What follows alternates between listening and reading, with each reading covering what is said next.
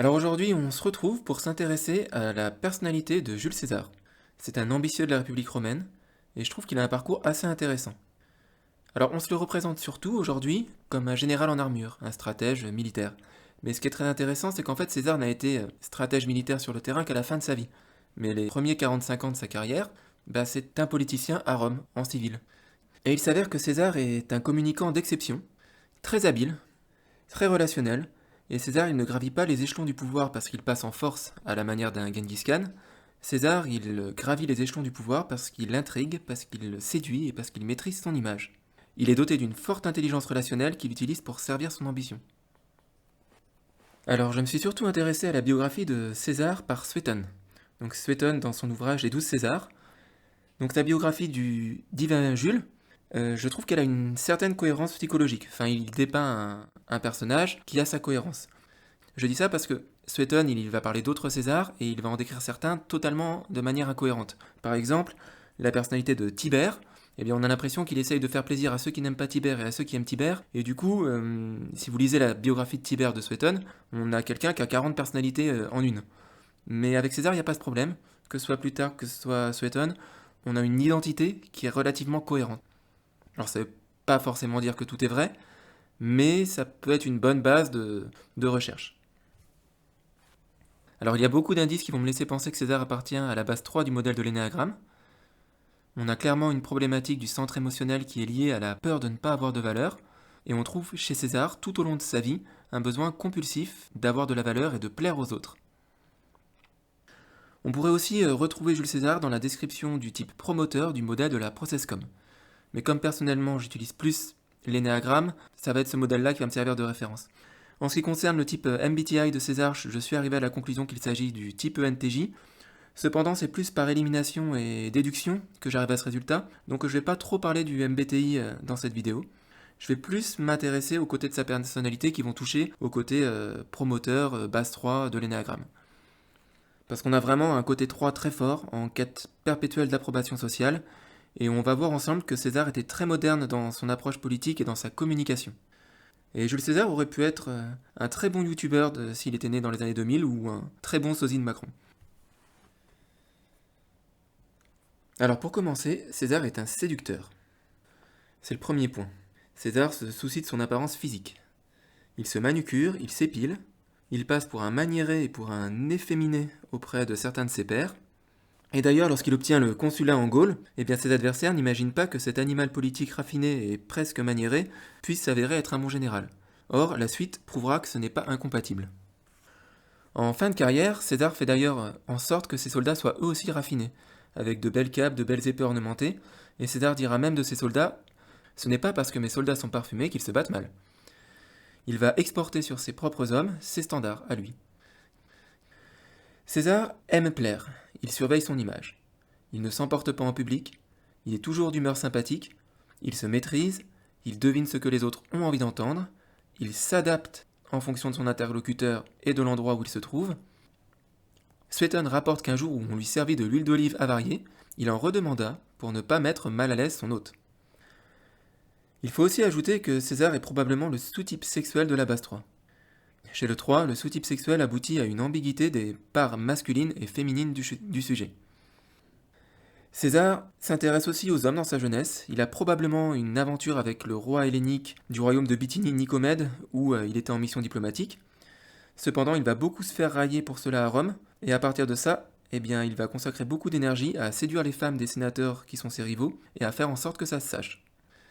Bon, à sa décharge cependant, César semble réellement apprécier la compagnie des femmes instruites, et ce, jusqu'à sa liaison avec Cléopâtre.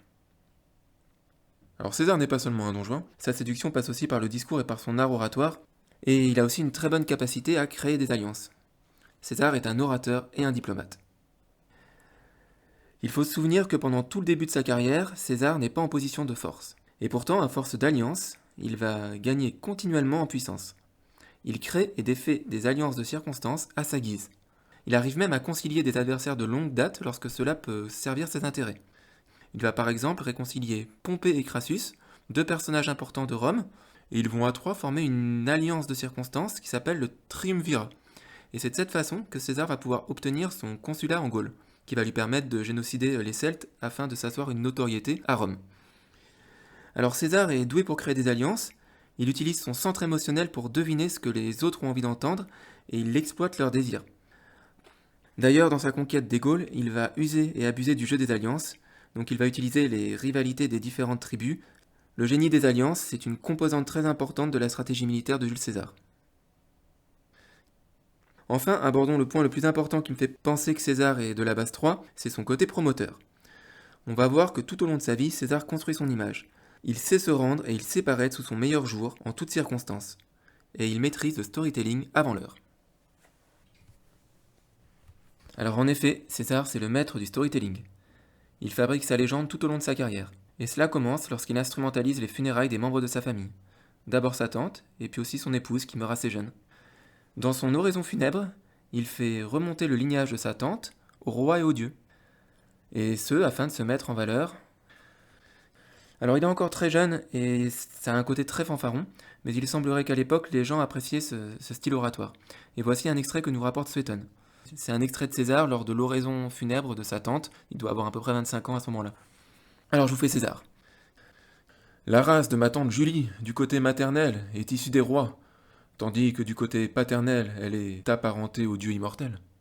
Car c'est d'Ancus Marcius que descendent les rois Marcius, nom que portait ma mère, mais c'est de Vénus que sont issus les Yule, tribu dont une branche forme notre famille. Elle a donc, quant à la race, le caractère sacré des rois qui exercent la souveraineté sur les hommes, et la sainteté des dieux qui ont en leur puissance les rois mêmes. Bon, alors là, vous percevez la peur du type 3 de ne pas avoir de valeur intrinsèque. Alors personnellement, je trouve ce passage anecdotique très révélateur sur la psyché de César, et sur sa peur de ne pas avoir de valeur en tant qu'individu. Il y a vraiment ce besoin de briller en société, de montrer que c'est une star. À côté de ça, pendant sa jeunesse, César prend des cours de rhétorique à Rhodes. Il a le même professeur que Cicéron. Et il va parfois attaquer des sénateurs au Sénat juste pour se faire remarquer quand il pense que le moment est opportun. César devient rapidement un brillant orateur, tant en politique que plus tard lors de ses campagnes militaires lorsqu'il doit trouver les mots pour motiver ses soldats. Donc César travaille son image, je l'ai déjà dit, il ne laisse rien au hasard. Lors de sa campagne des Gaules, il va rendre public ses rapports de campagne et il va les réécrire légèrement afin de se mettre le plus en valeur possible, mais en faisant en sorte que ça reste crédible. Et là, il est beaucoup plus subtil et fin qu'à 25 ans quand il faisait l'oraison funèbre de sa tante. Alors, il s'agit du recueil de rapports qu'on connaît aujourd'hui sous le nom de la guerre des Gaules. Et César fait son storytelling, c'est-à-dire qu'il raconte les événements avec le point de vue qui l'arrange. Il va aussi pendant toute sa carrière s'attacher les faveurs de la plèbe en offrant des festivités et des jeux. Et pour cela, il s'endette beaucoup. Lors de sa questure en Espagne, il va piller les populations pour se permettre de rembourser ses largesses à Rome. Lorsqu'il organise des spectacles avec un autre édile du nom de Bibulus, César va manœuvrer pour que le peuple retienne uniquement son nom comme organisateur des jeux. Et le pauvre Bibulus ne maîtrise pas assez la communication pour pouvoir rivaliser et se faire entendre. Pendant toute sa carrière, César se montre faste avec le peuple romain. Et même dans son testament, il va faire un gros legs d'argent à chaque citoyen romain. César veut être apprécié, même après sa mort, par l'ensemble de la communauté qui compte pour lui, c'est-à-dire les citoyens romains et éventuellement les gens de culture hellénique. Mais par contre, il est sans pitié avec les gens qui ne font pas partie de sa communauté, c'est-à-dire ceux qui ne sont pas romains ou qui ne sont pas de culture hellénique. Et bien les autres, c'est-à-dire les barbares, les espagnols, les gaulois, y prennent cher. Ceux qui ne sont pas romains, qui ne sont pas helléniques ou alors qui sont esclaves, qui n'ont pas de statut social valable pour César, ils sont uniquement là comme outils pour lui et ils vont lui servir à obtenir le prestige qu'il recherche auprès de la communauté qui l'intéresse. Il va même attaquer des Germains qui étaient officiellement des alliés de Rome, parce que ça servait ses intérêts et qu'il avait besoin de victoire. Si César se montre généreux à Rome, c'est parce qu'il pille et qu'il est sans pitié, alors d'abord en Espagne avec sa questure, et ensuite pendant sa campagne des Gaules. César, malgré tout, est empathique, parce que pendant la guerre des Gaules, il va manipuler les chefs gaulois, donc ça veut dire qu'il les comprend. Il comprend leurs émotions. Cependant, il ne s'en préoccupe pas. César n'a pas de compassion pour les individus qui ne font pas partie de son monde. Il n'a pas de compassion pour les esclaves et pour les personnes qui ne sont pas de culture romaine ou hellénique. On voit clairement qu'il y a un deux poids, deux mesures. Quand les adversaires de César sont romains ou de culture hellénique, César est capable de faire preuve d'une grande générosité, et ce par rapport aux standards de son époque. Par contre, si les adversaires de César appartiennent à une culture qui n'est pas romaine ou pas hellénique, alors il est sans pitié, et les individus qui se rendent seront ou exécutés ou réduits en esclavage. A préciser que César, même s'il a fortement réduit la population des Gaules, ne semble pas être un sociopathe. À aucun moment les auteurs classiques rapportent que César a le goût du sang et de la torture à la façon d'un Caligula ou d'un Néron. Cependant, César est juste cynique. De façon très calculée, lorsque cela sert ses intérêts, il n'hésite pas à raser des villages et à exécuter ou à réduire en esclavage des populations entières.